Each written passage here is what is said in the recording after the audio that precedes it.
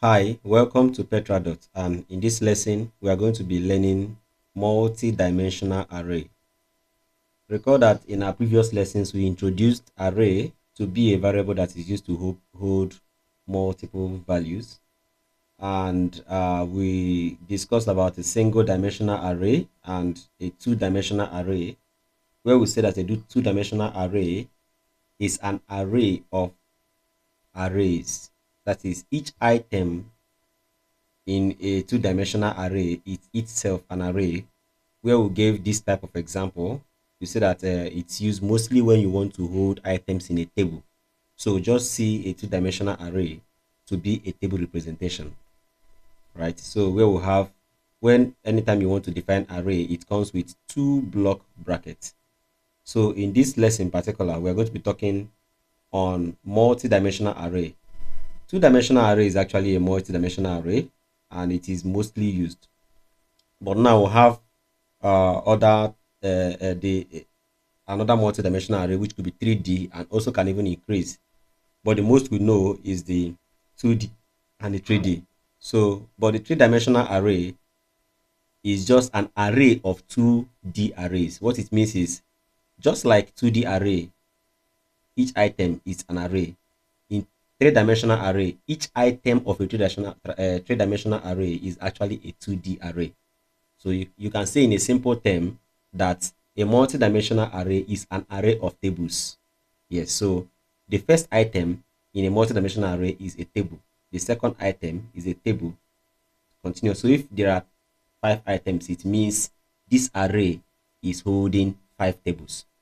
So a multi-dimensional array is just an array of tables. So let's say, for example, if you want to define array, you are going to be having, for example, let's say we want to define a multi-dimensional array of type integer. You are going to be having three block brackets, and these three block brackets defines it to be a 3D array. That is a three-dimensional array, also known as a multi-dimensional array. So we can call it let's say, for example, cube equal to new int, where the new integer, you are going to be initializing it with three block brackets, and each of them will have their sizes. First of all, what is the size of the row? Let's say, for example, we just want to have only two rows of it. You can decide to leave others empty, yes, or you can decide to state their sizes too, which is saying that in each of the rows they are going to be having how many rows and how many columns. So say three rows and three columns. So it means we are going to be having two tables, and each of these two tables should have three rows and three columns. That is what we just defined in this line here. So but if you are to define this and assign the values directly, then we are going to be having something like this in a curly braces. So the first line, just like we say, is going to be a 2D array, and you know 2D array is array of arrays. So the first one is going to be holding arrays. So let's say the first item should be having 1, 2, and 3. Then the second item of the two-dimensional array will be having something like 4, 5, and 6. Oh, sorry, that's a mistake. So we have to make it an array. 4, 5, and 6. And this is the first row of this cube. This is the first table. And to define the next table, we are going to be having something like let's say we'll stop at 6. Let's start from 7. 7, 8. No, it's going to be an array here. 7, 8, 9. Then the next array of this particular row or this particular table is going to be 10, 11, 12. Then let's create the next table of this array. 12, 13, 14, 15. Then the next item is 16, 17, 18. So automatically in this multi-dimensional array, this cube, we just created the items, and these items have three values. three values and three values which include 1, 2, and 3, and each of the items or values, each of these items are itself a two-dimensional array. So, and you know, two-dimensional arrays, each item of it is itself is an array. So that is where we have something like this. If you wanted to define this without assigning it, you might be having something like what we defined before, which is int 3 cubes, sorry, 3 block brackets, call it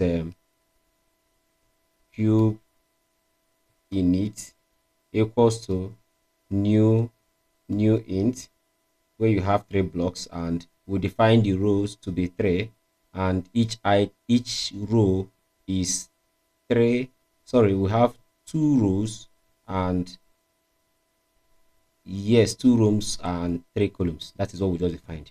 So this now is same as what you're having here. This now is just exactly the definition of this.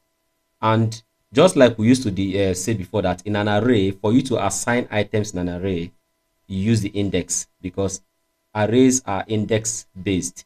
So for you to assign item in each of the position of this array, you have to use the index.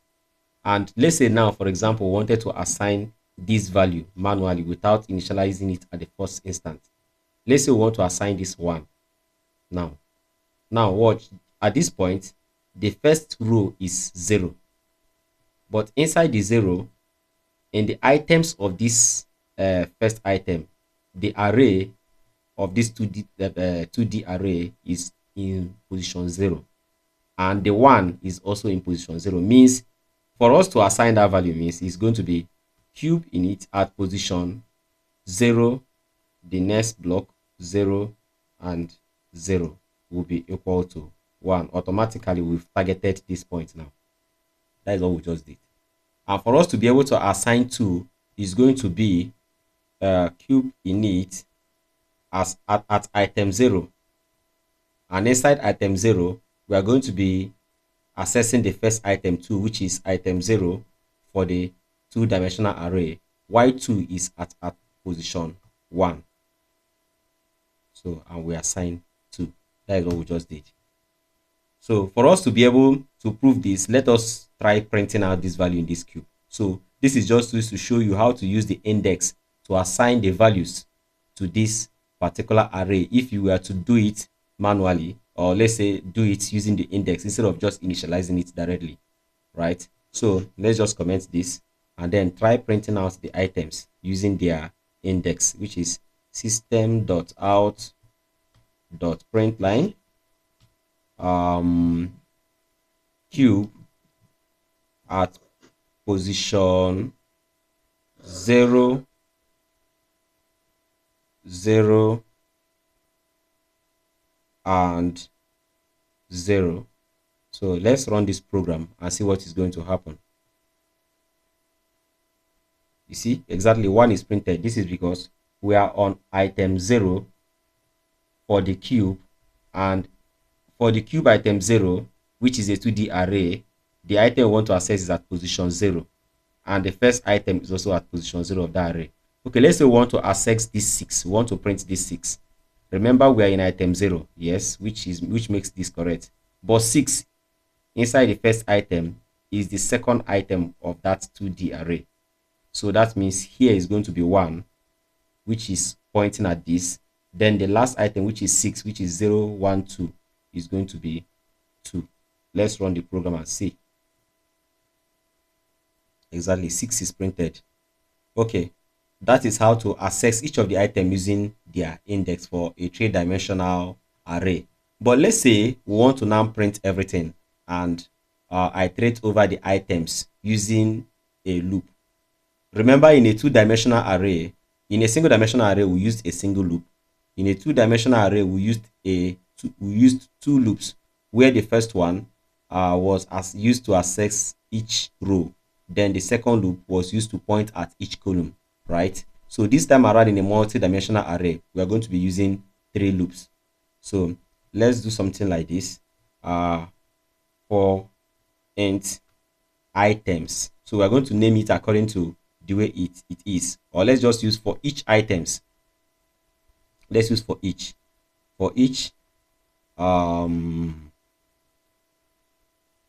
two-dimensional array, for each two-dimensional array item in cube. Let's not call it item, let's call it cube item.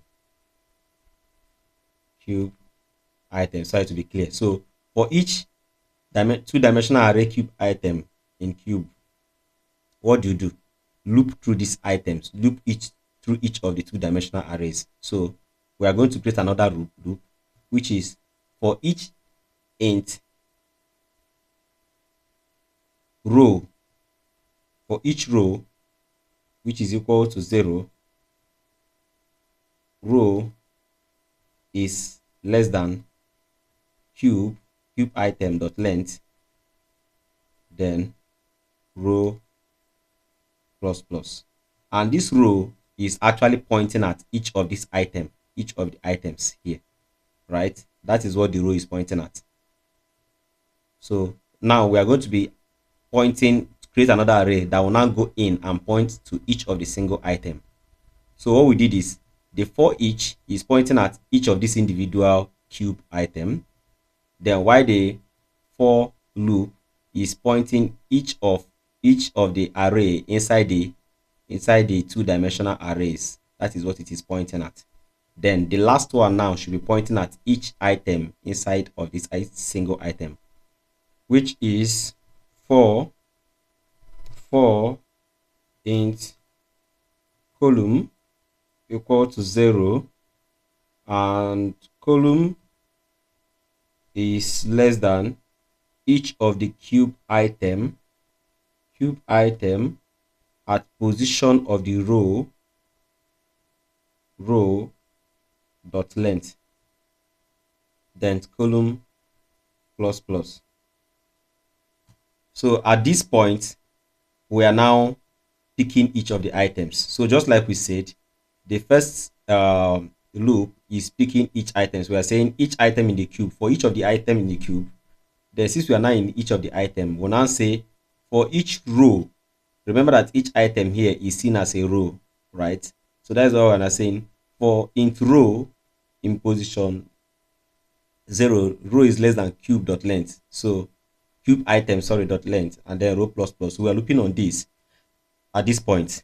At this point, we are currently looping on this, on the items, each of the items in the 2D array. Then why here now, we are now looping on the single row that is in the 2D array. So we are now trying to pick this item. That is where we are. So at this point, we can now do system.out.println cube item at position row and column, right? So if we run this program, we should be able to print all the items. But before we do that, this should be print and this should be print line system.out.println. So what I want to do is for each of the items in each row, print it in a single line.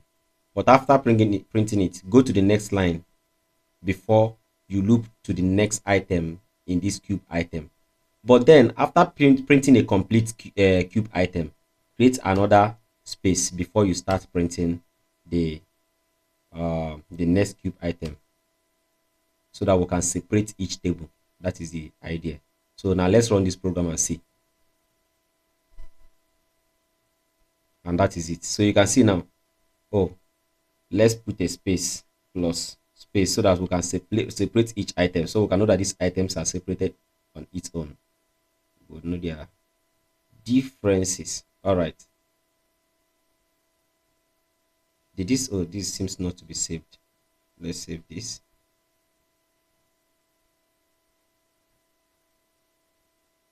Oh, sorry, no space.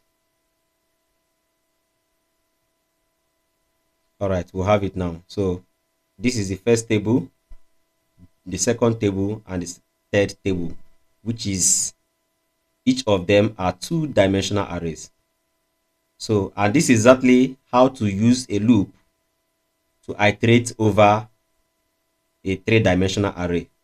And the higher the dimensions, the higher the loop, right? So if it is a four-dimensional array, means you might need a four loops for you to be able to iterate through all of them. So depending on what the action you want to perform, you can decide to use a for each loop throughout to be able to go through the items.